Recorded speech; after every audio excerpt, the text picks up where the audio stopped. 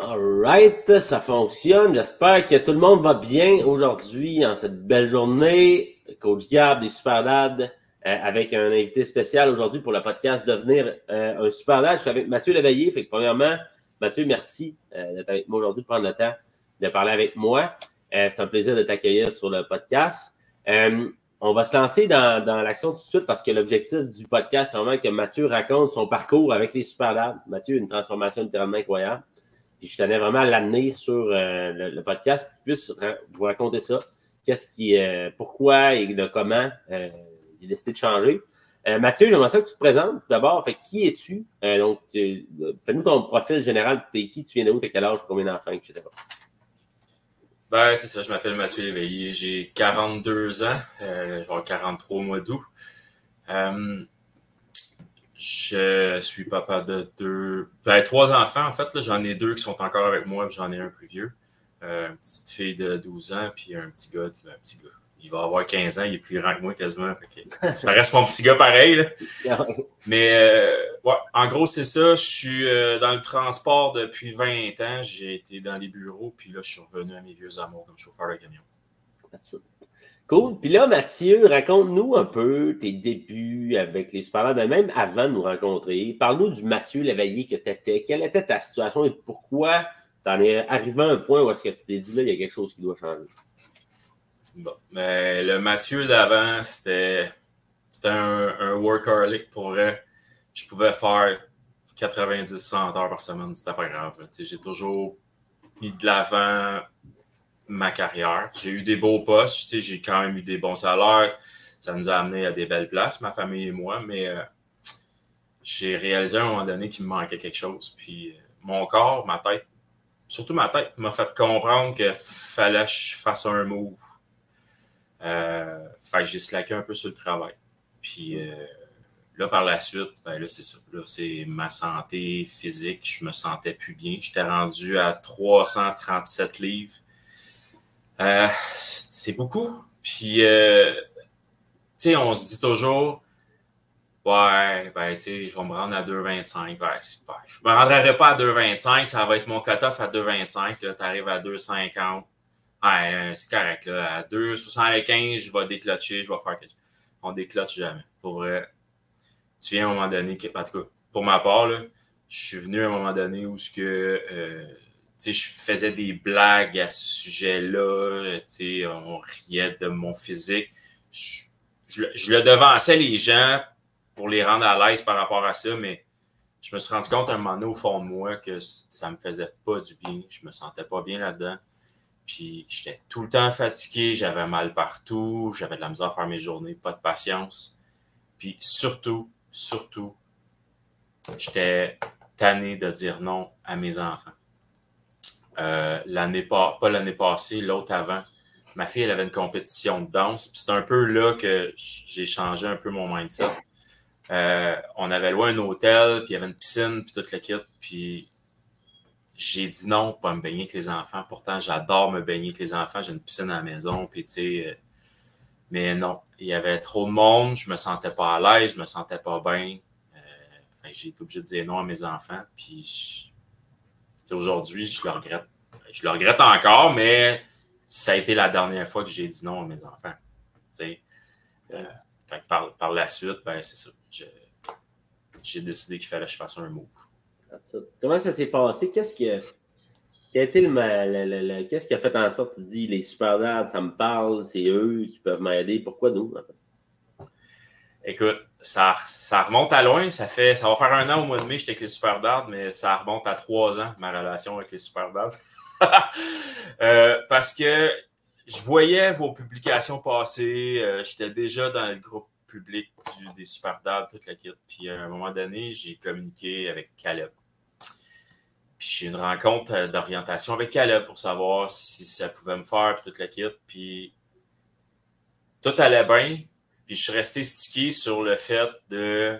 Il m'a demandé si j'étais prêt à tout, côté de mettre du temps, de me mettre de l'avant, côté financier, puis toute la patente.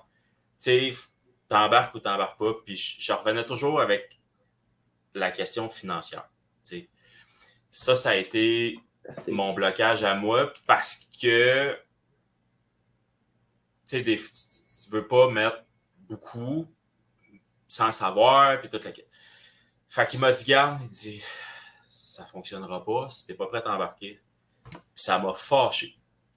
Ça m'a fâché qu'il me dise ça parce que je savais qu'au fond de moi, je serais capable de m'organiser, puis toute la kit. Je voulais juste avoir un barème de qu'est-ce qu'il faudrait que je fasse.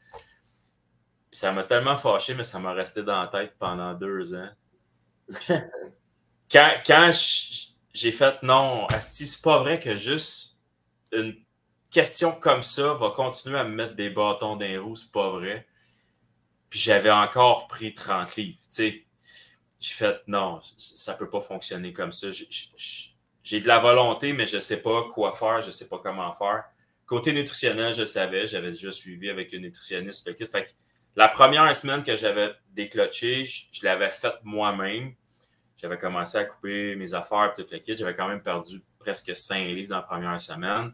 J'ai contacté les Superdad, puis là, ben, ça s'est embarqué. Là, que j'ai embarqué pour de vrai. J'ai mis de côté tout le reste. J'ai dit, j'embarque all-in.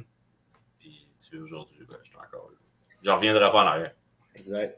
Ben, tant mieux. Puis, tu sais, pour faire du pouce sur ce que tu disais par rapport à l'aspect financier, parce qu'effectivement, c'est un des plus gros bloquants pour bien du monde. Puis moi, j'ai pas peur d'en parler ouvertement parce que j'en parle régulièrement. Mais tu sais, moi, comme je dis souvent, c'est que nous autres, on a un programme qui a un coût. Puis c'est sûr qu'on a la communauté gratuite, mais il y a un programme, la méthode élite, qui a un coût à ça. Puis ça, c'est le coût du changement. C'est ce que ça va te coûter changer, c'est le prix du programme. Versus, il y a tout le temps un prix pour être dans la situation dans laquelle tu es. Je parle souvent du monde qui dépense des 400$ par mois au McDo ou au Tim Hortons, puis qu'ils dépensent dans plein de styles d'affaires sans se poser de questions. Puis depuis des dizaines et des dizaines d'années, on a investi des 10 000, 30 000, 50 000$ en junk, en cochonnerie. Et quand c'est le temps d'investir dans ta santé pour changer ces habitudes-là qui te coûtent de quoi vers autre chose, ben là, c'est plus difficile. Puis c'est normal. Je suis pas là pour dire que c'est pas normal, que le monde est calme d'avoir cette réaction-là. C'est juste normal parce que c'est pas le même genre d'investissement. Il n'y a pas de certitude. On veut que ça marche. On veut pas crisser notre argent dans le feu. Mais à un moment donné, si tu veux que les choses changent et que tu as besoin d'aide, il faut que tu sois prêt à investir en toi et dans ta transformation. Parce que là, maintenant, justement, parlons-en de ta transformation, Mathieu. Depuis que tu as commencé avec nous, quels ont été les plus gros changements? Combien de poids tu as perdu? Qu'est-ce qui a changé dans ta vie? Raconte-nous. Bon, du jour 1 que j'ai embarqué, j'ai perdu. Au départ, je pesais 337. Quand j'ai embarqué avec les Superdad, j'étais à 332. Et j'avais perdu comme 5 livres avant, mais mon cheminement avait déjà commencé. Puis, en date d'aujourd'hui, j'étais à 228 livres. Puis, fait que j'ai perdu. Mon plus gros, je l'ai perdu 100 livres en 10 mois, là, de mai à février. Ça a été mon plus gros range. Pour être honnête, c'est pas toujours facile. Des fois, ça va bien, des fois, ça va moins bien. C'est sûr. Les deux derniers mois ont été un peu difficiles. Pas côté entraînement, ça va bien. C'était côté nourriture. Moi, j'étais un gars qui... J'ai toujours mangé mes émotions. Quand je suis fatigué, j'ai l'impression que je m'ennuie. Fait que qu'est-ce que je fais? Je tourne dans la cuisine. Qu'est-ce que tu fais quand tu tournes dans la cuisine? Tu rouvres n'importe quel plat, tu pognes des petites affaires. Puis c'est pas long que tu bosses tes affaires. Puis... Fait que j'en ai eu pour 1 mois et demi à réaliser, à vivre ça. Puis moi, je veux pas retourner en arrière. Quand je fais quelque chose, faut que je trouve le pourquoi. Parce qu'il faut plus que ça revienne. Parce que c'est pas des bons patterns. Parce que c'est à cause de ça que je me suis rendu à 337 livres. T'sais. Fait qu'avec Coach Ali, ben, il me pose des bonnes questions. Puis il m'aide à avancer là-dedans. Puis j'ai trouvé une couple d'affaires. Il y en a que ça remonte à loin. Mais tu sais, la fatigue, on a l'impression de combler quelque chose, mais c'est pas la bonne affaire que tu combles. C'est rassurant parce que c'est quelque chose que tu connais. Mm-hmm. Mais exemple, hier, je l'avais ma rage de sucre. Je l'avais. J'ai pris le chien, j'ai mis ça à l'aise, ça me tentait pas. Il faisait la frette, puis j'étais fatigué. Puis j'allais marcher, puis je voulais marcher 20 minutes, puis j'ai marché 1h10. Je suis revenu, j'étais fatigué, j'avais plus de rage, puis c'était fait. T'sais. Moi, une question que j'ai pour toi, c'est au niveau personnel, ben, familial plutôt, avec les enfants. Tu me disais tantôt que tu disais non, puis tu étais tanné de dire non. Qu'est-ce qu'il y en est maintenant?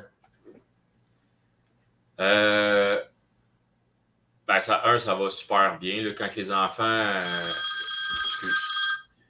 Quand les enfants ils me demandent de faire une activité, ben je suis capable de pas mal toutes les faire à cette heure. Là. Fait que tu sais, hey père, on s'en va se promener en bicycle. Moi, le bicycle, j'aime pas, mais j'ai recommencé à mettre mes rollerblades.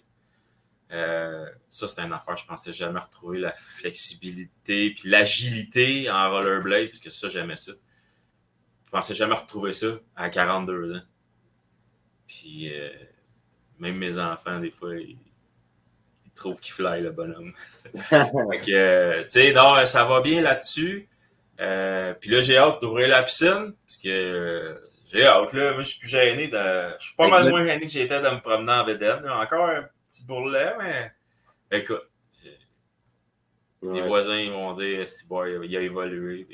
Même moi, remarque les voisins, je m'en fous pas mal, là, mais juste moi, de me sentir plus fier, de me promener chez nous, en costume de bain, pas être gêné qu'il y ait quelqu'un qui me voit, là, juste ça, c'est un gros plus. Parce que, tu sais, d'être chez vous, c'est supposé d'être à l'aise. Puis quand t'es pas à l'aise chez vous, c'est parce qu'il y a quelque chose qui va pas.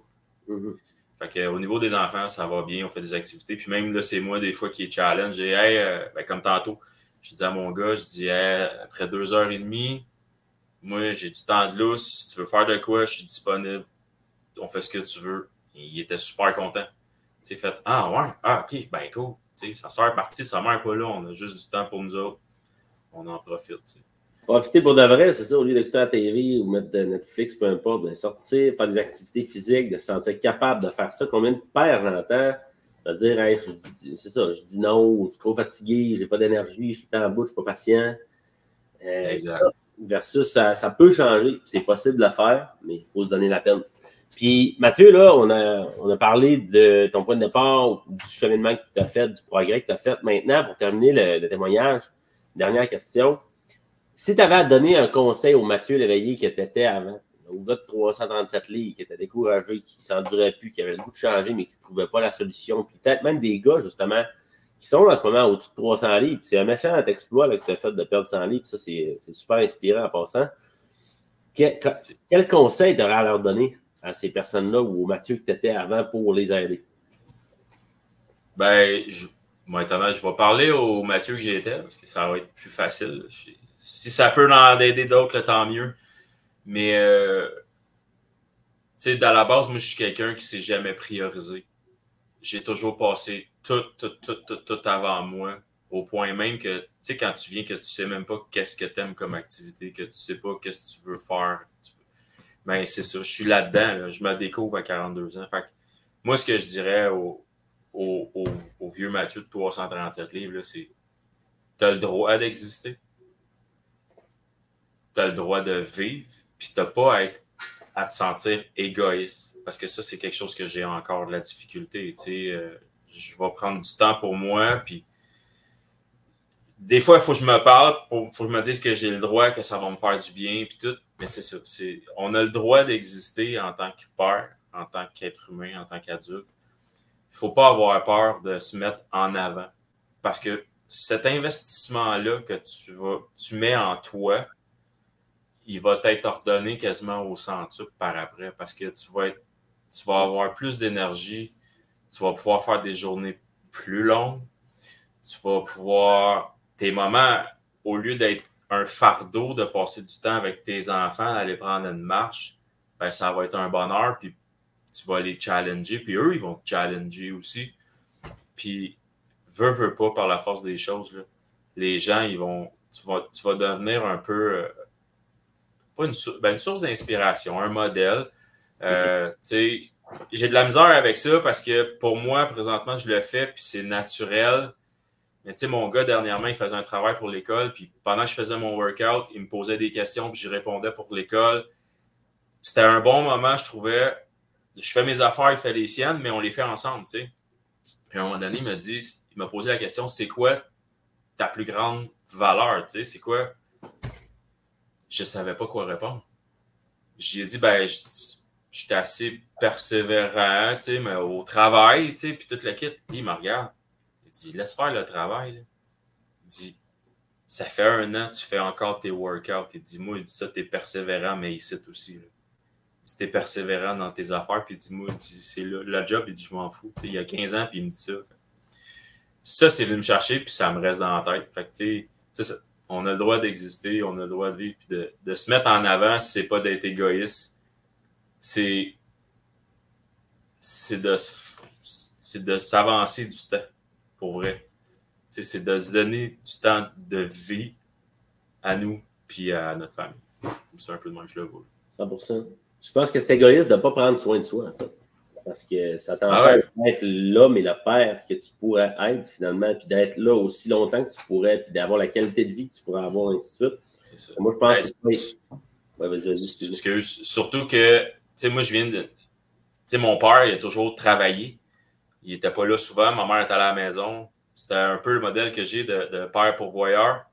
Ouais. J'étais un peu dans le même modèle. Tu sais, j'ai fait des heures. J'ai fait ci. Ma femme a été 10 ans à la maison. Tu sais, présentement, elle recommence à travailler à l'école. En tout cas, là, les choses sont équitables. On a une vie toutes les deux.